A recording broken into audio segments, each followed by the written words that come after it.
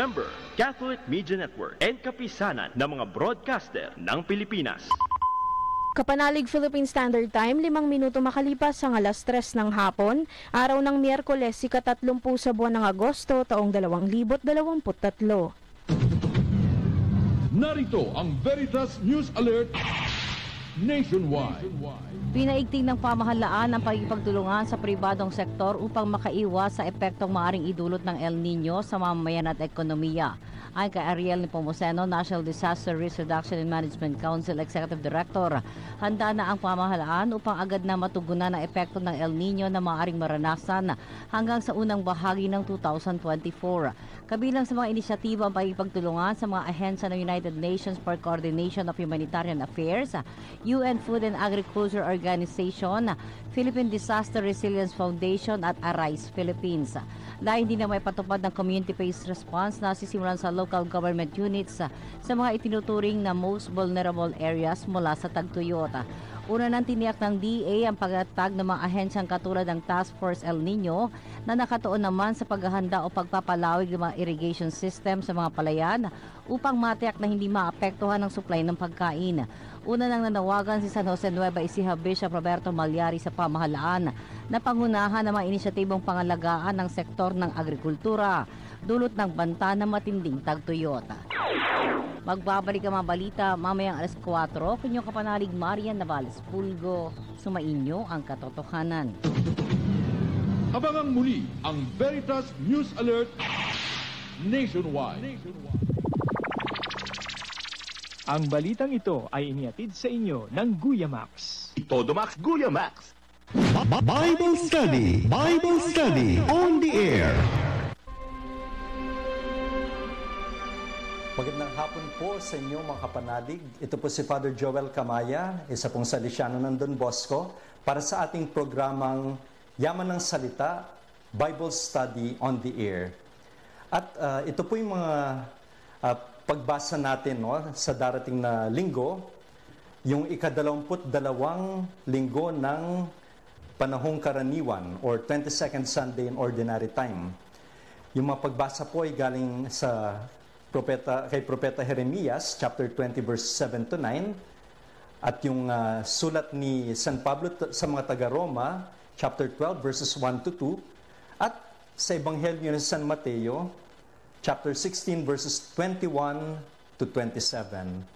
At ito po yung ating panalangin sa Espiritu Santo. Sa ngalan ng Ama at ng Anak at ng Espiritu Santo. Amen.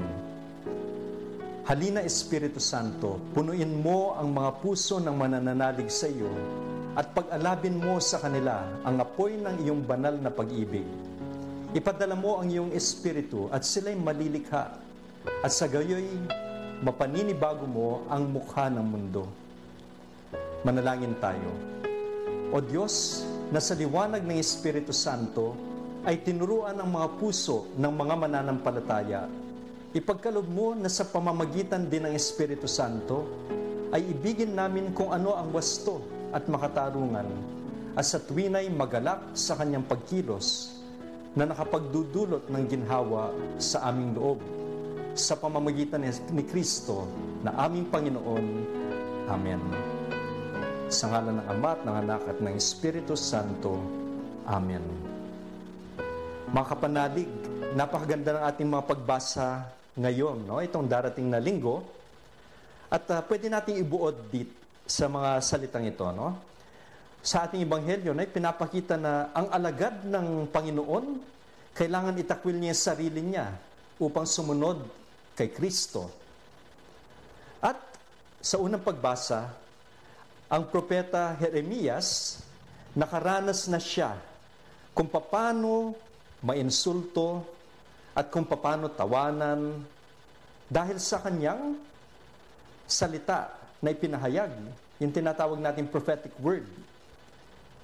Tapos, yung ating ikalawang pagbasa, meron siyang sariling tema na sinasabi na ni San Pablo sa atin na tayo, kailangan nating ilaan ng ating katawan to consecrate it, para sa gayon, yung ating buong sarili sa Diyos.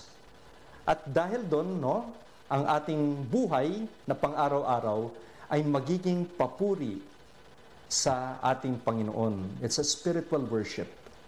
Kaya nga simulan natin ito dito sa ating pagbasa mula kay Propeta Jeremias, chapter 20, verses 7 to 9. Pagbasa mula sa aklat ni Propeta Jeremias. Panginoon, ako'y iyong hinikayat at naniwala naman ako. Higit kang malakas kaysa akin, kaya ikaw ay nagwagi.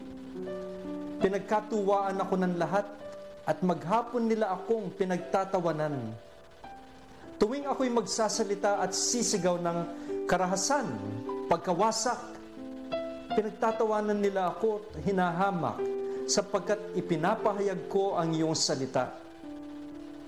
Ngunit kung sabihin kong kalilimutan ko na si Yahweh at hindi na ako magsasalita para sa kanyang pangalan, para naman apoy na naglalagablab sa aking kalooban ang iyong mga salita, apoy na nakakulong sa aking mga buto.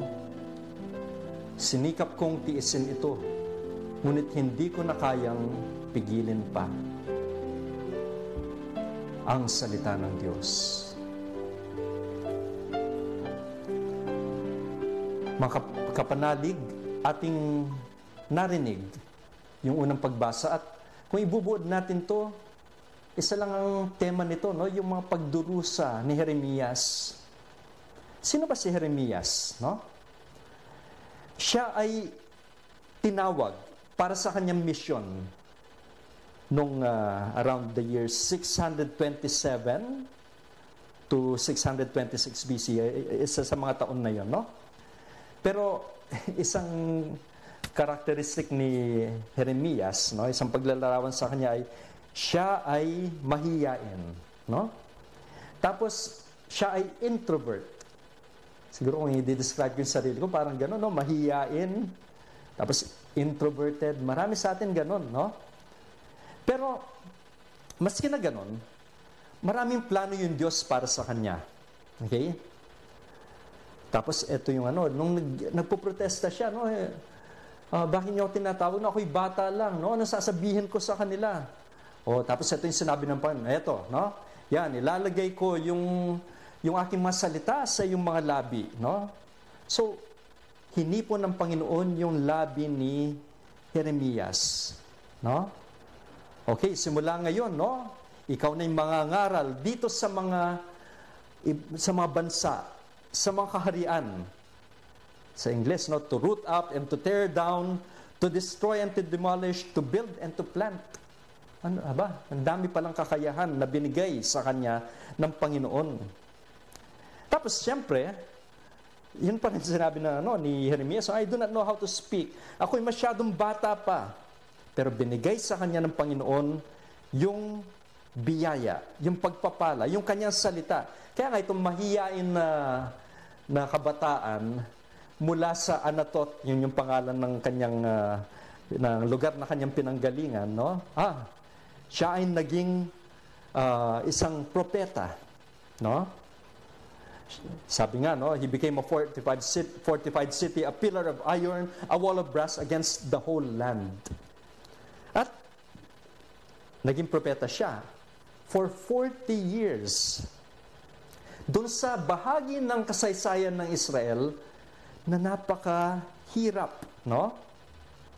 Yan, hanggang of course, hindi yung siya nangaral doon sa Judea, no? Sa Juda, okay? Sa Huda. Hanggang mawasak yung Jerusalem.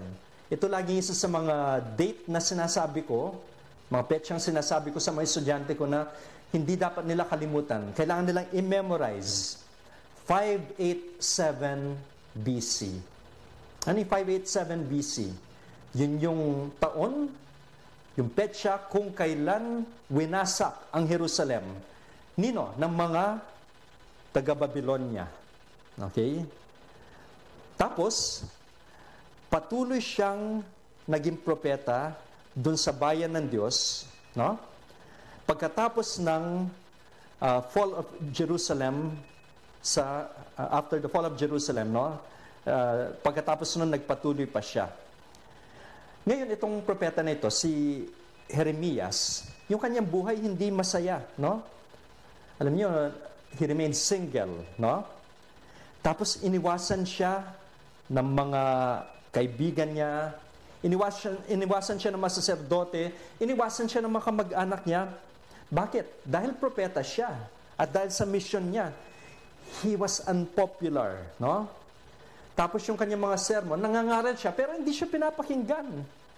Okay? Tapos, papalapit na yon, no? Nung winasak yung Huda at yung Jerusalem. Pero, nagpatuloy si Jeremias. Tapos, maski na nanalangin siya, natuloy pa rin yung pagkawasak nitong bayan ng Diyos. Kasi dahil dito, no? Walang gaanong mga propeta nung panahon na yon. Ngayon, eto na yung dumating panahon, no? Nadama ni Jeremias yan, no? At siya nga, pinakulong siya, no? Tapos tinapon siya, alam niyo yung cistern, no? Yung parang balon na malalim dun sa bato, no? Sa disyerto. Tinapon siya ron. At parang nanganib yung buhay niya. Bakit? Kasi naging matapat siya sa Diyos. Kasi pinangaral niya yung salita ng Diyos. Kaya nga, no? Maraming beses, he was overwhelmed by burden. Nagdusa siya. At yun yung narinig natin ngayon. Yung pagdurusa. Kaya nga, dito sa ating pagbasa, yun yung background, no? Na kinakausap niya yung Diyos at tignan ninyo yung mga salita niya, no? Ano yung pinaratang niya sa Diyos? Ito, no? Panginoon, ako'y iyong hinikayat at naniwala naman ako. Actually, alam niyo, kung mas malakas na translation, yung sa English, no? You duped me, O Lord, and I let myself to be duped. Ano yun sa, pag sinabi natin, siguro sa colloquial na Tagalog, no? Panginoon, niloko mo ko at nagpaloko naman ako. No? Yun yung sinabi niya, no? So, or you seduced me, no? You enticed me, you deceived me. You allured me. At nagpaloko naman ako sa iyo. Pero napakalas ng Diyos para sa kanya, no? Kaya nga, anong magagawa niya? Hindi niya pwedeng talunin ng Panginoon. Kaya nga, ano nangyari sa kanya? Yun, pinagtatawanan siya. No? Sa mga salita niya, no? Pinagkatuwaan ako ng lahat at maghapon nila akong pinagtatawanan. Ano yung mararamdaman niyo? Ano niyo na ba? Naranasan niyo na yun? Pagtawanan kayo, pinagkatuwaan kayo. Di ba? Yun yung isa sa pinaka ayaw mong mangyari sa iyo, no? Diba, sa isang barkada, meron lagi isa na tinatawanan. At syempre, ayaw niya yun. At ikaw, ayaw mong mapunta dun sa lugar na yun, na ikaw yung pinagtatawanan ng lahat. O kaya sa klase, yung binubuli. Okay? Yun yung ginawa kay Jeremias. Tapos sa susunod na verse, no, verse 8, nakita natin, no? Yung bigat nung sinasabi, yung mensahe ni Jeremias. No? Ano yung salita na yun? It's very negative, no? Violence and outrage. No? Ngunit kung sabihin kong kalilimutan ko na si Yahweh, okay, para namang apoy na naglalagablab sa aking kalooban. So, hindi niya pwedeng iwan kasi matindi yung kanyang mensahe. No? Bakit siya tinutuligsan ng mga tao? Bakit siya tinatawanan? Bakit siya binubuli? Kasi ano yung salitang yon? Yung salita ng Diyos. Dahil yun yung bit-bit niya salita, yun ang sinasambit niya, ayun, ginawa siyang katatawanan. Kaya ang bigat. Parang sa Lord of the Rings, no? Yung si Frodo, dala niya, no? Nakasalalay sa kanyang kaligtasan ng buong lupain nila. Bakit, no? Dala-dala niya yung may mission siya. At ganun din, no? Mabigat yung mga salita ng Diyos. Pero kailangan sabihin niya yon. Kaya nga, yung sabi niya, tatahimik na lang ako. Hindi na ako magsasalita para sa iyo, no? Pero kapag hindi siya nagsasalita, pag tahimik lang siya, no? Yung salitang yon, hindi siya bibigyan ng kapayapaan. At tulad ng narinig natin, no, parang, ayun, no, napakabigat sa kanya yon at yun, parang apoy na naglalagablab. Apoy na nakakulong sa aking mga buto. Okay, sinikap kong tiisin ito, ngunit hindi ko kayang pigilan pa. Ang bigat. Kaya nga, ayun, no, naging siya, mahina, no, nanghina siya, nagkasakit siya, at naging hindi siya masaya, no, kasi mabigat. And so, kailangan niyang ipahayag yun. Kailangan kausapin niya yung mga tao. Alam niyo, ito yung mensahe ng unang pagbasa para sa atin, no? Yung pagpapahayag ng salita ng Diyos, or to prophesy, no?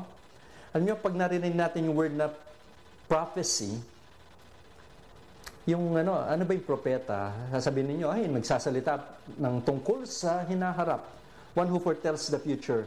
Pero hindi ganon. Yung yung tingin sa propeta sa lumang tipan, no? Hindi ganon. Yung propeta, may sinasabi siya sa mga tao, kasi pag hindi nila ginawa ito, ay, mangyayari sa kanila. Hindi dahil sa nakikita niya yung hinaharap. Pag hindi nyo ginawa ito, no, ito yung mangyayari sa inyo. Hindi dahil sa alam niya yung hinaharap, pero alam niya yung kasalukuyan. Parang yung mga magulang, no, yung mga teacher. Kapag nakita nila hindi nag-aaral yung bata, alam nila, babagsak. Pag hindi ka nag-aaral, babagsak ka. Hindi dahil sa alam nilang babagsak ka, pero alam nila kung anong ginagawa mo ngayon. Hindi ka nag-aaral. Okay? Kaya yun yung consequence ng kasalukuyan. At yun nakikita ng propeta. Yun yung nakikita ni Jeremias. Ito yung nangyayari sa inyo, no? Ito yung ginagawa ninyo. Dahil doon, ito yung mangyayari sa inyo. At syempre, ayaw marinig niyo ng mga tao. So, tinatawanan siya. No? Kinukutya siya. Kaya ang bigat maging propeta. Maski ikaw, ayaw mo yung sinasabi mo, pero kailangan mo sabihin. You have to do the dirty job. No? Kaya, yung malaking karangalan, yung ipahayag, yung mensahe, yung salita ng Diyos. Pero, hindi madali. Pag ikaw ay propeta, ay kailangan batahin mo itong mga mangyayari sa'yo. No? Yung mga pamamahiya sa'yo, yung tatawanan ka nila, yung pag-reject nila sa'yo. Pero, yung propeta na hindi nagsasalita sa ngalan ng Panginoon, isang contradiction yun sa sarili niya. Yung katahimikan ng propeta, hindi magbibigay sa kanya ng kapayapaan. Ito yung tanong natin sa sarili natin, no?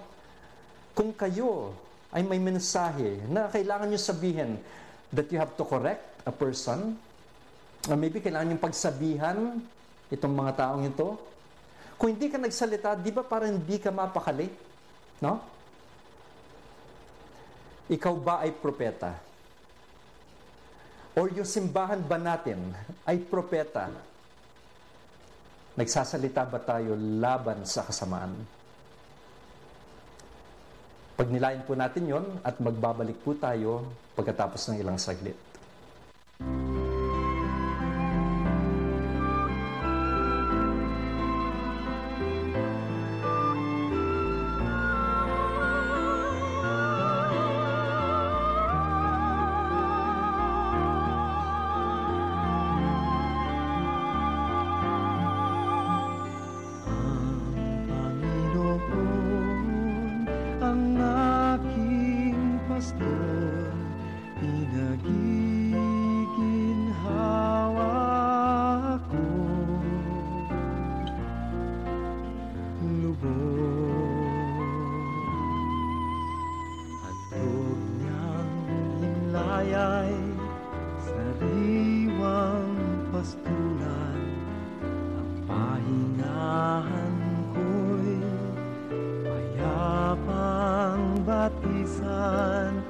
Hatid sa kaluluwa ay kaginhawahan sa tumpak na landas.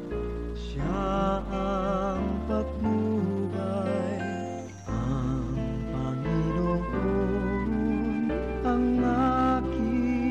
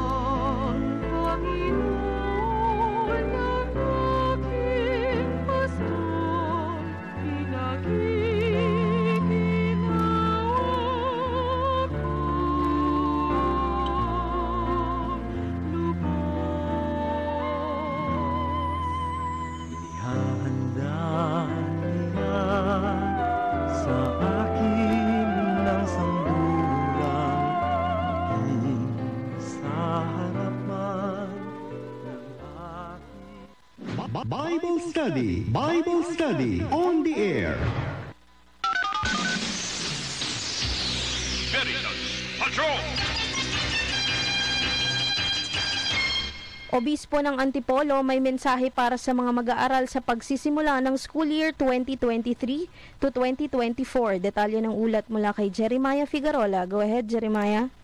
Maraming salamat, Chess. Kay turing ang mga paaralan na ikalawang tahanan upang maging mas masigla at higit na mapahalagahan ang pag-aaral. Ito ang mensahe ni Antipolo Bishop Roberto Santos sa mga mag-aaral sa buong bansa sa opisyal na pagsisimula ng klase para sa bagong taon ng pag-aaral.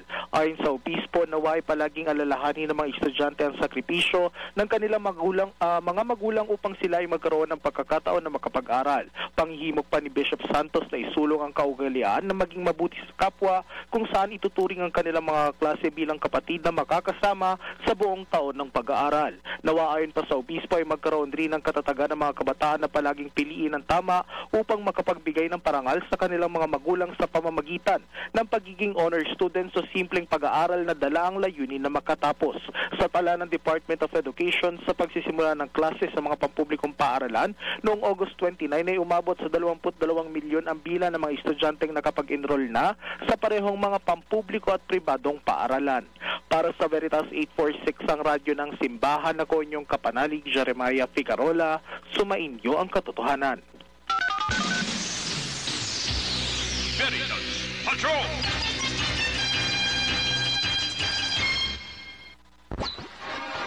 From Mega Manila, Philippines, Veritas 846, Kapanan, 54 years of Catholic Broadcasting. Kapanalig makinig, usap-usapang may hatid, tanging pag-asa at pag-ibig, nagpapalayang katotohanan ng batid.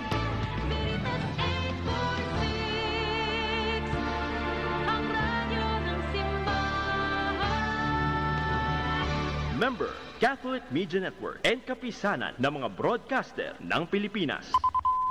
Kapanalig Philippine Standard Time, 28 minuto makalipas ang 3:00 ng hapon. Bible Study. Bible Study on the air. Mga kapanalig, tayo po'y nagbabalik dito sa ating programa, Bible Study on Air. Yaman ng salita. Ito pa rin po si Father Joel Kamaya. At ipagpapatuloy po natin yung pag-aaral natin dito sa salita ng Diyos. Ngayon po dumako tayo dito sa ikalawang pagbasa mula sa sulat ni San Pablo sa mga taga-Roma, chapter 12, verses 1 to 2. Pagbasa mula sa sulat ni San Pablo sa mga taga-Roma. Kaya nga mga kapatid, alang-alang sa masaganang habag ng Diyos sa atin, ako'y nakikiusap sa inyo na ialay ninyo ang inyong sarili bilang isang handog ng nabuhay, banal at kalugod-lugod sa Diyos. Ito ang karapat-dapat na pagsamba ninyo sa Diyos. Huwag kayong makiayon sa takbo ng mundong ito.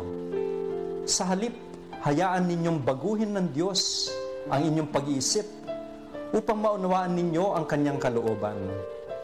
Sa gayon, magagawa ninyo kung ano ang mabuti, kalugod-lugod at ganap na kalooban ng Diyos. Ang salita ng Diyos. Mga kapatid, kapag narinig natin yung mga salitang yon, ano ang tema nitong ating ikalawang pagbasa? Ito ay ang pag-aalay ng sarili natin bilang sakripisyo. Alam niyo po ba kung ano yung sakripisyo? Okay? Siguro ngayon hindi natin maintindihan gaano yun, pero kailangan balikan natin yung lingwahe ng lumang tipan. Ano yung sakripisyo? Sacrifice. Siguro na daanan na ninyo ito, no? Sino ba yung mga nag-aalay ng sacrifice? Doon sa unang aklat, no, ng Biblia, aklat ng Genesis, di ba? Si Cain at si Abel nag-alay sila ng sakripisyo. Si Noe, no, pagkatapos nung dilubyo, no, pagkatapos nung baha, nung naligtas sila, nung humupa na yung tubig, nag-alay siya ng sakripisyo. Tapos si Abraham, no, kanyang inialay, no, o yung dapat iaalay niya si Isaac, pero sinabi siya ng Diyos, hindi, no? Pero ano yung ibig sabihin nun, no? Tapos yung sa templo, inaalay nila, no, yung burnt offering or other sacrifices. Kasi pinapakita nila na ito yung bigay ng Diyos sa atin, ibibigay natin sa Kanya sa pamamagitan ng sakripisyo. So yun yung tema, no? Ano yung pinakamagandang sakripisyo? Yung ialay, yung sarili, bilang isang handog na buhay. Hindi na yung iaalay mo, yung hayop o kaya yung mga bunga ng iyong tinanim, pero ialay mo yung buong sarili. Hindi susunugin, no? Pero paano yun, no? Ibigay mo, ialay mo yung buhay mo to offer it, no? Yung isang buhay na marangal, no? Isang handog. Ito, Lord, I offer myself to you. Ito ginagawa ko ngayon, etc.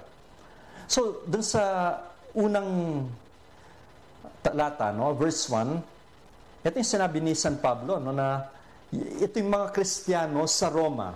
Make your bodies a living sacrifice. So, ano yung body na yon? Ano yung katawan? It's something good. Hindi yan isang masamang bagay, no? Kaya nga, we're temples of the Holy Spirit. Sinabi nga niya, no? So, banal at kalugod-lugod sa Diyos. Okay? Tapos susunod, mahaba yung mga verses na ito, no? Ano yung sinabi ni San Pablo? Isang encouragement, no, sa mga Kristiyano. Huwag kayong madala. Do not be swayed by itong mga pinapakita ng mundo. No? Huwag kayong makiayon sa takbo ng mundong ito. Pero sa halip, Sa halip, hayaan ninyong baguhin ng Diyos ang inyong pag-isip upang maunawaan ninyo ang kanyang kalooban. Renewal. Change. Tayo gusto nating magbago. Ang ganda ng salitang yun, no? Yung sa Tagalog, no? Change sa English, no? Change is, siguro to change. Parang pagpapalit, no? Pero hindi. Ano yung translation natin? Pagbabago. Ibig sabihin, bago na yung lalabas doon. Hindi na yung dati. Hindi lang pagpapalit, pero pagbabago. Renewal. At yung ikalawang bahagi ng verse 2, binibigay sa atin, bakit tayo magbabago? Una, kapag nagbago tayo, magagawa, or una, maintindihan natin, maunawaan natin ang kalooban ng Diyos. Okay? Tapos ikalawa, para magawa natin kung ano yung mabuti, kalugod-lugod at ganap na kalooban ng Diyos. Sa English, no? What is the will of God? What is good and pleasing and perfect? Ang ganda nun, no? Good. Okay? Pleasing and then perfect. Ibig sabihin, yan pwede pala natin matamo yun, no? Yung perfect. Pero halimbawa, yung sinasabi ng Panginoon sa Ebanghelyo, you should be perfect. Ay, Father, nobody's perfect. Pero ang ibig sabihin nun ay, yung walang hangganan, no? Hindi ka nagbibigay ng hangganan doon sa magagawa mo. So pag gumagawa ka, hindi pwede, sige, hanggang dito na lang. Sakto lang. Alam nyo kung yun yung isang expression ng mga tao ngayon, lalong-lalo na yung mga mas nakababata, no? Ginagawa, ikaw ba'y isang mabuting Kristiyano? Sakto lang. Ano ibig sabihin na sakto lang? Are you content, no? Na sakto lang? Na hanggang dyan lang? Perfect means, hindi pa sapat to para sa akin, kaya gagawa pa ako ng mas mainam na mga bagay. Kasi hindi ako naglalagay ng hangganan. That's what we mean by perfect.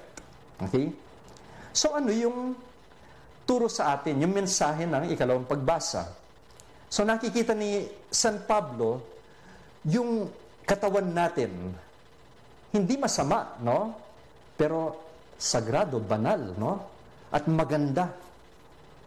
Tulad sabi ko, hindi masama yung katawan natin. At yung katawan natin, pwede nating ialay ito bilang sakripisyo sa Panginoon. In what way? We are temples of the Holy Spirit. So, yung binigyan ka ng Diyos ng mga mata, gamitin mo ito, no? Para na sa gayon, makatulong sa kapwa mo, nakikita mo yung nangyayari yon sa kapwa mo, at Kung halimbawang kailangan niya ng tulong, nakikita mo yun at tutulong ka sa kanya. Yun yung sa mata mo. Kaya hindi mo gagamitin yung katawan mo, yung tainga mo para makinig ng mga chismis, no? Gagamitin mo yung tainga mo para pag may narinig kang may nangangailangan, okay, matutulungan mo siya. O kaya makinig sa salita ng Diyos nang sa gayon, makapagnilay ka na mas malalim. Yung mga kamay mo, hindi mo gagamitin sa malalaswang bagay. Gagamitin mo ito sa pagtulong sa kapwa mo. Ayun, no? That's how we use our body. We use our bodies to relate with God, to do charity to other people. Hindi natin hinahayaan na yung katawan natin ay maging kumumporme na lang dun sa mga hindi magagandang mga asal o kaya hindi magandang values ng mundo. Kasi kapag makamundo tayo, kung susunod tayo rito, at maraming mga hindi magagandang bagay, no, hindi na ayon sa Ebanghelyo, hindi natin madidistinguish yun. Yung buhay natin, hindi, nagiging nawawala tayo sa landas. Of course, tulad ng nabanggit ko kanina, hindi natin malalaman ano ba talaga yung tunay na mabuti, pleasing, and then perfect. Hindi natin malalaman yan. Pero, kapag patuloy tayong umaasal ayon sa sinasabi sa atin ng Panginoon, okay? Yun ang daan tungo dun sa mabuti, no? Kalugod-lugod at ganap na kalooban ng Diyos. At halimbawa, yung mga alagad ng Diyos dapat, no? Kung lagi nilang sinasabi yung kanilang mensahe tungkol sa pera, tungkol sa projects, tungkol sa mga party, mahirapan silang turuan tayo. Ano ba itong mga values na makadiyos? Kaya nga, ang ganda nung ikalawang pagbasa na yon. At dadalhin tayo, no? Actually, maski na independent yung kanyang mensahe, dadalhin tayo dun sa ebanghelyo natin. At babasahin natin yung ebanghelyo, no? Ito'y mula, tulad ng nakaraang linggo, no? Mula sa ebanghelyo ni San Mateo, same chapter, no? 16, pero 21 to 27. At eto, no? Ang mabuting balita ng Panginoon ayon kay San Mateo. Mula noon na ipinaalam na ni Jesus sa kanyang mga alagad ang mangyayari sa kanya. Sinabi niya, dapat akong magtungo sa Jerusalem at magdanas ng maraming hirap sa kamay ng mga pinuno ng bayan, mga punong pari at mga tagapagturo ng kautusan. Ako'y papatayin, ngunit sa ikatlong araw, ako'y muling mabubuhay. Dinala siya ni Pedro sa isang tabi at pinagsabihan, Panginoon, wag nawang itulot ng Diyos. Kailan may hindi yan mangyayari sa iyo? Ngunit hinarap siya ni Jesus at sinabihan, lumayo ka, Satanas, hadlang ka sa aking landas. Ang iniisip mo'y hindi sa Diyos, kundi sa tao. Sinabi ni Jesus sa kanyang mga alagad, sino mang nagnanais sumunod sa akin, ay kailangang itakwil ang kanyang sarili. Pasanin ang kanyang krus at sumunod sa akin. Ang naghahangad na magligtas ng kanyang buhay ay mawawalan nito. Ngunit ang mawalan ng kanyang buhay alang-alang sa akin ay magkakamit nito. Sapagkat ano ba ang mapapala ng isang tao, makamtan man niya ang buong daigdig, ngunit mapapahamak naman ang kanyang sarili. Ano ang may bibigay ng isang tao kapalit ng kanyang buhay? Sapagkat darating ang anak ng tao na kasama ang kanyang mga anghel at taglay ang dakilang kapangyarihan ng kanyang ama. Sa panahong iyo'y gagantimpalaan niya ang bawat tao ayon sa ginawa nito. Ang mabuting balita ng Panginoon. Meron tayong ilang mga observation, no, mula sa ating ebanghelyo.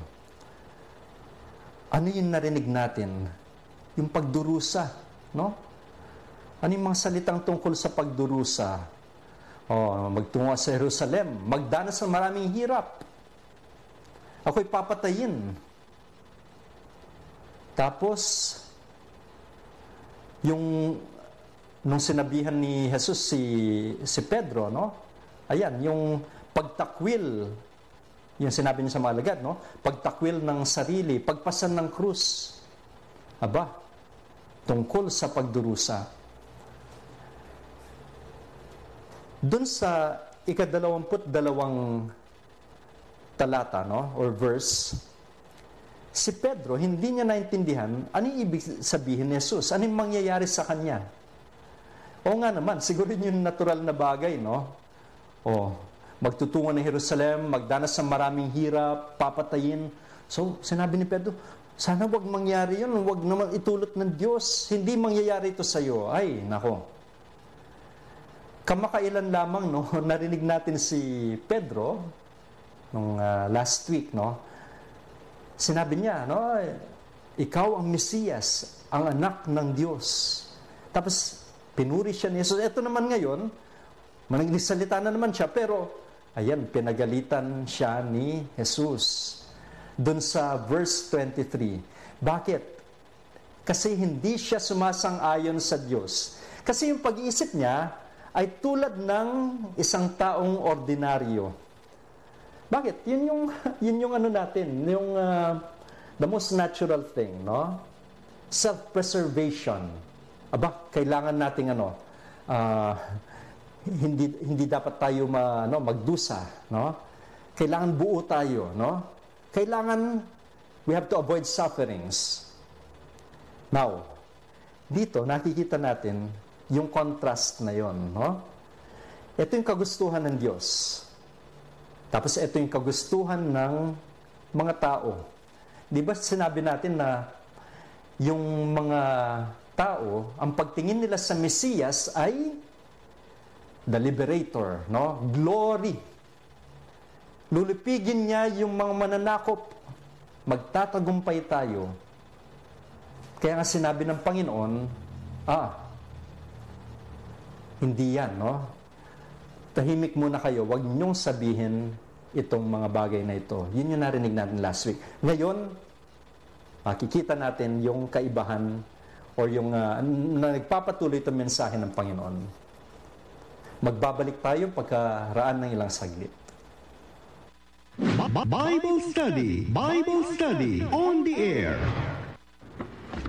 Medyas na butas, upod na sapatos, blouse na inipis, kalderong may amag, bag na walang hawakan, tas-tas na sweater, yung radyong sira. Okay na, donate na natin to. Donate goods, not bads. A message from Segunda Mana. Caritas in kind. Bible Study on the air. Mga kapanalig, tayo nagbabalik dito sa ating programang Bible Study on the Air, Yaman ng Salita. At kanina narinig natin yung Ebanghelyo. At sinabi natin na pinagalitan ni Jesus si Pedro. Bakit? Hindi sang-ayon dun sa plano ng Diyos. Yung sinabi sa kanya ni Pedro, hindi dapat mangyayari sa ito, no? Kaya nga, yun yung inisip ni Pedro, pero iba yung pag-iisip ng Diyos. Kaya dun sa verse 24, basahin ulit natin, no? Sabi, sino mang nagnanais sumunod sa akin ay kailangang itakwil ang kanyang sarili. Ang bigat nun. Itakwil ang kanyang sarili. Tapos, pasanin ang kanyang krus at sumunod sa akin. By the way, no? Kapag binasa niyo yung 4 na ebanghelyo, no? Sa isang ebanghelyo lamang, binubuhat ni Jesus yung kanyang krus. Saan yun? Sa ebanghelyo ni San Juan. Paano yung kay Marcos, yung kay Mateo at kay Lucas? Hindi binuhat ni Jesus yung kanyang krus. Sino yung nagbuhat? Si Simon. Pero ang ganda nitong imahe na ito, no? Yung sumunod kay Jesus, no? Pasanin ang kanyang krus at pasanin ang kanyang krus at sumunod sa akin. So, pasan yung krus at sumusunod kay Jesus. Parang naglalakad si Jesus sa harap mo, tapos para tayong si Simon ng Sirene, okay? Simon, no? Na nagdadala nung kanyang krus. Now, yung verses 25 to 26, ano yung makikita natin yun? Ay, mga ano yan, mga babala. Para dun sa mga tao na kanilang iniisip lamang paano silang hindi mapapahamak. Okay? Paano maliligtas yung kanilang buhay. Of course, importante yun, no? Liligtas yung buhay natin. Pero, pag inaalala mo lang, no, yung sarili mo, tapos kung gusto mo lang yung maangkin, yung mga kayamanan ng mundong ito, no? Ay, binabalaan tayo ng Panginoon. Kasi, yung pangako ng Panginoon ay yung reward, no? Para dun sa challenge niya sa atin, no? So, gagantimpalaan niya ang bawat tao ayon sa ginawa nito. Okay. Kaya nga, meron dun sa narinig natin, sila rin ay mabubuhay na magmuli. Okay? Mabubuhay mula sa kamatayan. May mga bagay na magandang dito sa kung hihimayin natin yung mga salita ng Diyos, no? Itong ebanghelyo. Okay? Yung ginamit na salita rito, no, kay Mateo ay yung skandalon. Alam niyo kung ano ibig sabihin ng skandalon? Skandalo. Yung saan nanggaling salitang skandalo? Yung nakaka-skandalo ka. Alam niyo kung ano skandalo? Stumbling block. Pampatid. Tingnan niyo yung contrast. Noong una, tinawag niya si Pedro, no, last week. Ikaw ay bato, no? Ikaw ay bato at dito sa batong ito, tatayo yung simbahan. Again, bato pa rin siya, no? Pero yung bato na nakakatisod. Skandalon. Okay? And, ano yung mensahe na makukuha natin mula sa Ebanghelyo? Na hindi tayo pwedeng maging tunay na alagad ni Jesus kapag hindi tayo magbata, no, ng pagdurusa. Kapag ayaw natin ng pagdurusa, kapag ayaw natin ng kamatayan. Bakit? Si Jesus mismo, magbabata ng kahirapan. Mamamatay siya. Sino pa kaya tayo, no? Na iiwas doon. So, yan yung kailangan nating maranasan. That is the cost of discipleship. Hindi siya cheap. Laki ng halaga ng pagiging alagad. So, kapag iniiwasan natin yung pagdurusa at yung kamatayan, sino nag-ano niyan? No, nagtuturo niyan? Yan yung tinuturo ng mundo. Tingnan ninyo yung mga advertisement ngayon, pampaginhawa lahat. Of course, these are valid, no? Ayaw naman natin maghirap. Hindi ibig sabihin na maghahanap tayo ng hirap. Otherwise, ang tawag doon ay masochist, no? Ano yung mga yon, no? Yung sadist, no? Yung mga sadist yung nag-i-enjoy sila na pahirapan yung iba, mga sadista. Yung mga masochista naman, nag-i-enjoy sila na nagdurusa sila. Pero yung paghihirap na ito, hindi yung inaasam-asam na masochista. Of course, gusto natin guminhawa, pero pag dumating yung paghihirap, hindi natin nilalabanan. Okay? Okay, may lunas niyan, pero hindi pwedeng walang paghihirap yung buhay.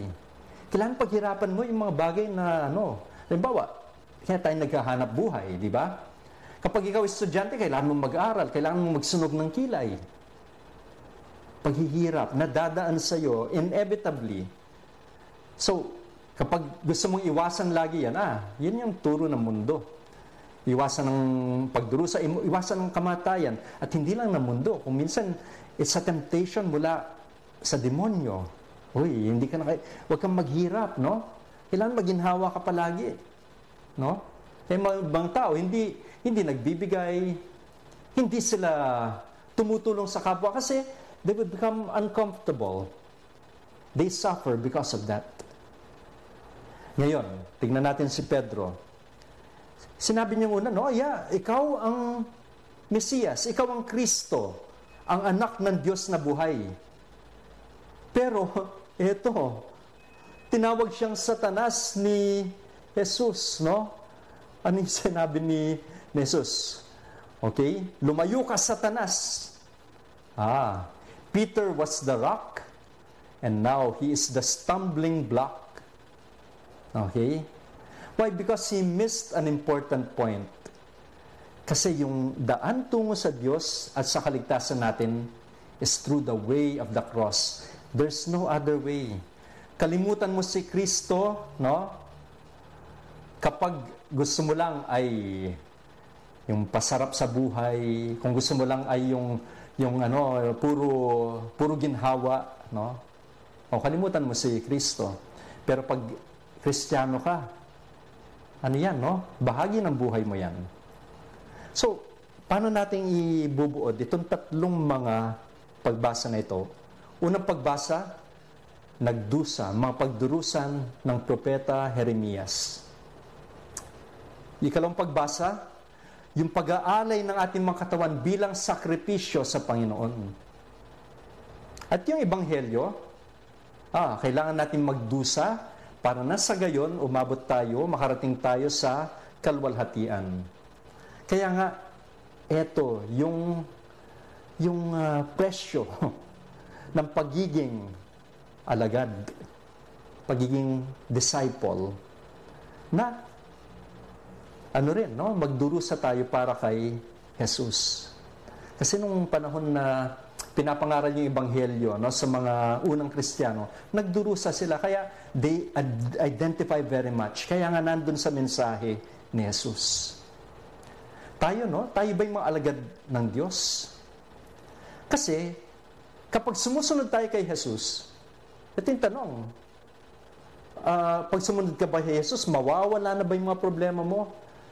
Doon sa ating mga pagbasa, sinasabing, hindi mawawala yung mga problema mo. Kung gusto mong sumunod kay Jesus, you will be in trouble. Tatawanan ka parang si Jeremias, no? Kailangan pasanin mo yung cross mo. Tapos, kalimutan niyo sarili. Of course, not in all the senses of the word na kakalimutan mo yung sarili mo, no? Hindi ka na maliligo, etc. Hindi, no? Basta, kailangan, hindi, yung pagmamahal mo sa sarili mo, hindi yun lang, no? At yung focus mo lang is sarili mo. Tapos magiging komportable ka na lagi, no? Kaya hindi tayo bumibigay sa mga kung anong maisipan natin. Ay, ngayon, parang trip ko lang, no? Feel ko na ganito, no? Ang gagawin ko, no? Feel ko na hindi ako magsimba. Feel ko na, magninigarilyo ako.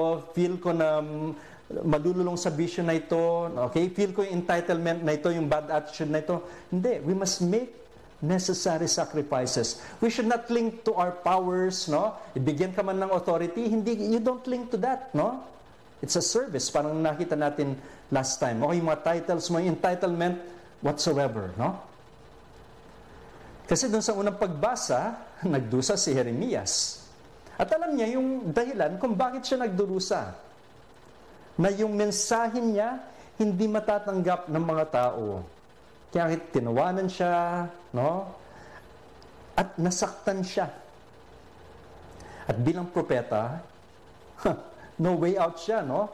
Gawin ko man to, hindi. Ganito yung mangyayari sa akin. Kaya, kailangan mag-move on.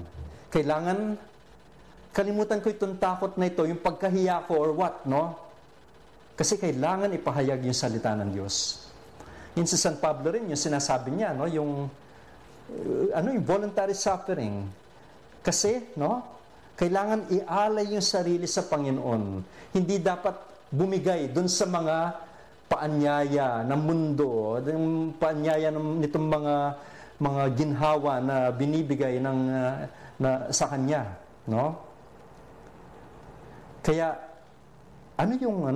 yung dahilan niya bakit ganon? Para na sa gayon makita nila kung ano yung mainam, kung ano yung kalugod-lugod at kung ano yung ganap. Okay? Yan, ano yung mga leader natin sa simbahan, no? Inisip ba natin na yun ba na sila ba'y tulad ni San Pablo, no? Na yung kanilang aim ay kung ano yung mabuti, kung ano yung ganap. Tulad ba sila ni Propeta Jeremias na hindi sila takot magpahayag ng salita ng Diyos. Mas yung sinasabi nila ay hindi katulad ng sinasabi ng mundo. No? At tulad ng narinig natin sa Ebanghelyo, no? Hindi dapat iba yung sinasabi ng mundo at iba yung sinasabi ng Diyos. Ano ba yung kagustuhan ng Diyos? So itong mga salita ng Diyos na narinig natin, itong mga bahagi ng Biblia, itong mga pagbasa natin, ito ay laban dun sa mga gusto lagi ng pleasure, no? And ayaw ng pagdurusa, ayaw ng pain. Pero these are all part of life. No? That's the only road to success, glory, and heaven. Each effort entails sacrifice. Ngayon, finally, sa ating yung tinatawag nating synodality, kailangan we have to make sacrifices, tapos extra effort, para na sa gayon, marinig natin yung ating mga kapatid. Kasi, you have to give up your own, kung minsan yung own opinions, para pakinggan lahat. Okay? Walang synodality na mangyayari kung ikaw lang. Kailangan marinig mo rin yung iba.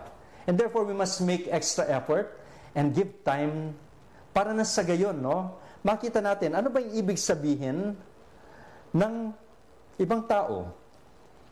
Na sa gayon, dadako tayo, makakarating tayo sa tinatawag nating salita ng Diyos, or yung kagustuhan ng Diyos at yung kabutihan ng simbahan. Ngayon, tapusin natin itong ating pag-aaral sa salita ng Diyos. Parang ginawa natin nung nakaraang linggo, dasalin natin itong panalangin para sa sinodo, yung sinodo na darating, ngayon taon na ito sa simbahan. Manalangin tayo. Sa ngalan ng Ama at ng Anak ng Espiritu Santo. Amen. Narito po kami, O Espiritong Banal, natitipon sa iyong pangalan. Kayo ang tangi naming gabay. Manahan po kayo sa puso namin. Ituro ang daan na dapat tahakin at paano nararapat itong taluntunin. Kami ay mahina at makasalanan. Huwag nawa kaming gulo ay pagmulan, na iligaw kami ng kamangmangan, na pati pagkilos nami maapektuhan. Tulutan po ninyo kami magkaisa, upang magkalakbay kaming sama-sama, patungo sa walang hanggang buhay nyo, nang di lumalayo sa tama at totoo. Ang biyayang ito'y inyo pong ibigay, yayamang kayo saan man at kailanman, ay Diyos na nagmamahal, kaisa ng Ama at Anak, magpasawalang hanggan. Amen. Tawagan din natin ang ating mahal na ina. Aba, Ginoong Maria, napupuno ka ng grasya, ang Panginoong Diyos ay sumasa iyo. Bukod kang pinagpala sa babaeng lahat, at pinagpala naman ang iyong anak na si Jesus. Santa Maria, Ina ng Diyos, ipanalangin mo kami makasalanan, ngayon at kung kami mamamatay. Amen. Sumainyo ang Panginoon at sumainyo rin. At pagpalain kayo ng makapangyarihang Diyos, Ama, Anak at Espiritu Santo. Amen. Maraming salamat po mga kapanalig. Muli po, ito si Father Joel Camaya, Salesiano ni Don Bosco, at bumabati sa inyong sumainyo ang katotohanan.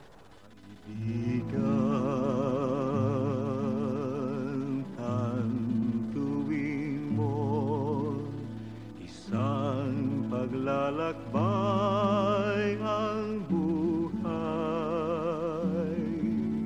sanga-sangang landas ay may kahirapan, kung may lungkot o panganib sa'yo'y biglang